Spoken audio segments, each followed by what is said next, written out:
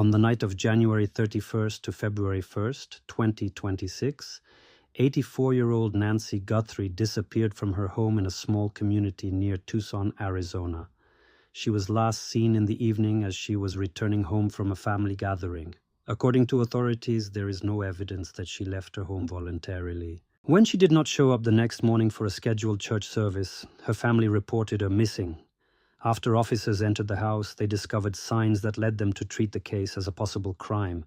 Traces of blood were found, and the camera near the front door had been turned off. What makes this story even more widely reported is the fact that Nancy is the mother of a well-known television journalist, Savannah Guthrie, a co-host of NBC's popular morning show Today. The investigation is being led by local authorities and the FBI, and the public is closely following its progress. The reward for information that could help solve the case has been increased to $100,000. This is not about theory. It is about the fact that a woman disappeared under highly unusual circumstances, and there is still no clear answer to what exactly happened. This story begins with the facts, and everything that follows is based on what has been confirmed. Nancy Guthrie is not a public figure. For most of her life, she has stayed away from media attention and the public spotlight. Before her name appears in the news, she lives a quiet, orderly life focused mainly on family and everyday routines. Born many decades ago, she grows up in a time when people tend to stay closer to their roots and life moves more slowly than it does today. Over the years, she becomes a mother and later a grandmother. Family matters most to her. Even though one of her children builds a major career in the media, Nancy herself does not seek attention or publicity. She prefers ordinary days to public life and familiar places to new ones. At some point, she settles in Arizona, where she spends the following years of her life. By the time she is 84, her daily life is mostly stable and predictable, which is natural for many people at that age. She has her routines, her regular plans, and the places where she feels safe. She does not travel often and does not make sudden decisions. Her days usually follow a familiar pattern that gives both her and her family a sense of stability. People who know her describe her as calm and rather private. She does not like surprises or sudden changes. Because of her age and health, long walks or spontaneous outings are unlikely. She plans her days and usually lets her family know where she will be and when. There is nothing in her life that suggests she wants to disappear or start over somewhere else. She does not talk about leaving, she does not pack her things, and she does not say goodbye to anyone. Everything points to the fact that she values peace, safety, and the life she knows. The first sign that something is wrong comes when Nancy Guthrie cannot be reached. Her family tries to contact her, but there is no response. This is unusual enough to raise concern, and a decision is made to notify the authorities. Officers arrive to check the house and the immediate area. At this stage, the situation is still treated as a welfare check and a possible missing person case. There is not yet a public assumption that a crime has taken place. One thing is clear from the beginning. Nancy is not in the house, and there is no simple explanation for where she might have gone. When officers begin to take a closer look at the scene, they find details that change how the case is handled. According to investigators, there are signs that something is wrong inside and around the house. They confirm the presence of blood, which immediately raises the seriousness of the situation. They also confirm that the security camera near the house was not working during the night in question. Later, investigators state that everything points to the camera being turned off rather than failing by accident. Because of this, the case is no longer treated as a routine disappearance. From this point on, it is handled as a case in which a crime may have taken place. Once the case is considered suspicious, investigators begin organizing what can be confirmed. They focus on establishing when Nancy was last definitely at home and who she had contact with before that night. They speak with family members and neighbors, asking whether anyone saw or heard anything unusual. They also request footage from nearby security cameras, hoping to find any sign of movement around the house during the night. At this stage, police do not announce any suspect and do not confirm any specific scenario. They emphasize that they are still collecting and verifying information. After the case is classified as suspicious, additional units are brought into the investigation.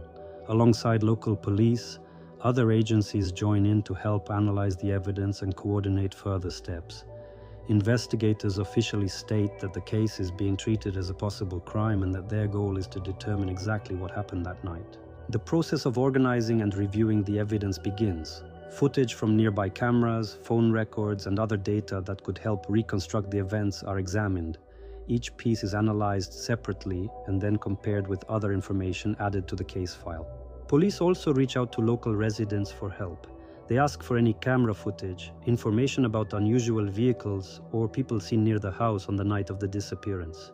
The goal is to determine whether someone or something appeared where it normally should not have been. At the same time, Nancy's known contacts and people who may have interacted with her in the days before are reviewed. This does not mean anyone is being accused. Investigators want to rule out as many scenarios as possible and make sure no important lead is missed. According to the latest information released by the FBI, investigators have published a description of a man who may be connected to the disappearance of Nancy Guthrie. The description says he is an adult male, approximately 5 feet 9 inches to 5 feet 10 inches tall with an average build. The man was seen wearing a face covering and carrying a hiking backpack. This detail, captured on camera footage, has become one of the key elements investigators decided to make public. The FBI emphasizes that this is not an official identification of a suspect, but a description of a person who may have important information or may be connected to the events of that night.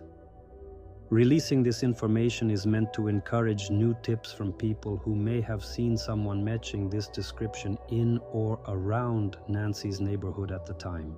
In the public sphere, various reports and speculations begin to circulate, including claims about possible messages or demands. Investigators respond to this cautiously and stress that they do not confirm such information as facts. From their point of view, the most important thing is to separate what can be verified from what is only rumor. That is why some details are not made public, to avoid harming the investigation and to avoid misleading people who may have real information. At this stage, official statements are brief and careful. The case is ongoing and many leads are still being checked. Despite the ongoing efforts, there is no quick breakthrough. There is no official information about Nancy being found and no announcement of a suspect being arrested. The investigation continues and new material is reviewed step by step. For the public, this means long periods of silence broken only by short statements that the case is still active. For investigators, it means returning to the same questions and checking new possible scenarios. As the investigation continues, different possible explanations appear, but investigators emphasize that these are only hypotheses, not established facts. One of them assumes that the incident could have been a robbery. This kind of scenario appears in many cases when someone disappears from their home under unclear circumstances. The problem is that there is no publicly confirmed information that any specific items or money are missing from the house. The lack of such data means this version cannot be confirmed or completely ruled out. Investigators do not announce robbery as an official motive. Another scenario assumes that this could have been a targeted act directed specifically at Nancy. Elements such as the disabled camera and the presence of blood are pointed to as possible signs that someone prepared for what they did. At the same time, there is no publicly confirmed information about earlier threats, conflicts, or situations that would clearly point to such a motive. Investigators do not report the existence of any specific person who would be suspected in this direction. For that reason, this scenario also remains at the level of a hypothesis, based on interpretation of the circumstances rather than on evidence that can be clearly presented to the public. All of these scenarios share one thing in common. Each is based on an incomplete picture, and each raises more questions than answers. That is why investigators avoid publicly pointing to one version of events as the most likely. Officially, the case is still treated as open, and the main goal remains to establish the facts, not to fit them into ready-made theories. Until new, confirmed information appears, all scenarios remain only possible explanations, not established truth. At this stage, the only thing that can be said with certainty is that the circumstances of the disappearance are serious, and the answer to what really happened remains unknown.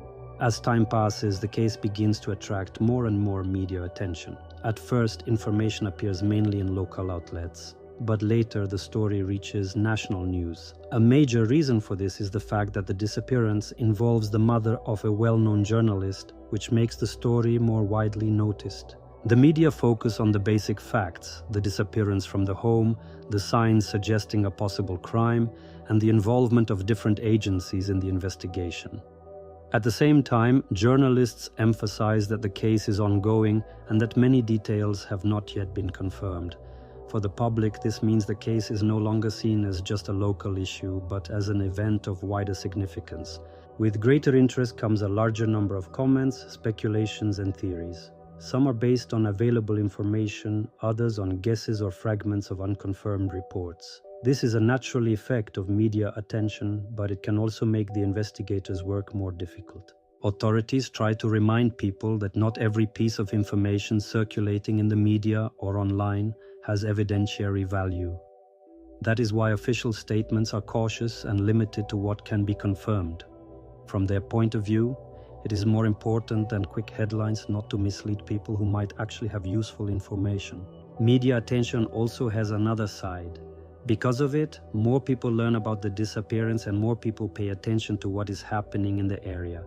New tips and reports come in and must be checked by investigators. This does not mean that every tip leads to a breakthrough, but it increases the chance that someone will remember something that previously seemed unimportant. In many cases, it is exactly such small details that later turn out to matter.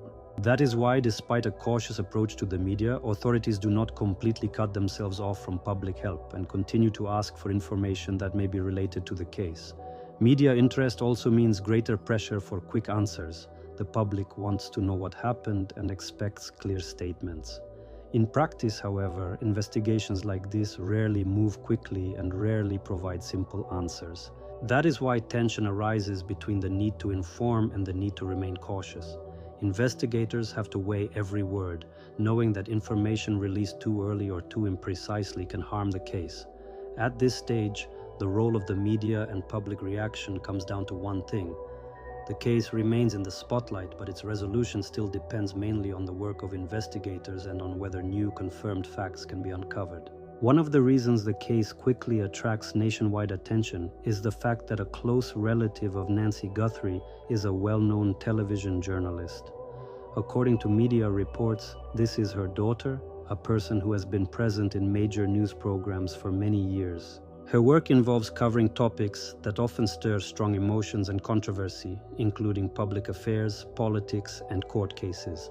This is the kind of journalism that, by its nature, comes with pressure, criticism, and sometimes hostile reactions from people who feel targeted by the subjects being discussed. That is why, in the public space, a question appears as to whether Nancy's disappearance could have any connection to her relative's professional work. However, one thing needs to be stated very clearly. At this stage, there is no publicly confirmed information indicating that her daughter's journalism has anything to do with this case. Investigators do not announce such a motive and do not present it as an official version of events. Even so, this hypothesis appears in comments and analyses, mainly because in other high-profile cases, it sometimes happens that public figures or their relatives become targets of threats, pressure, or attempts at intimidation. In this case, however, it remains purely in the realm of speculation. Without hard evidence, this version cannot be treated as anything more than one of many possible but unconfirmed scenarios. In summary, the picture of this case today consists of a few confirmed points and many gaps. It is known that the disappearance is being treated seriously and that the circumstances raise justified concern.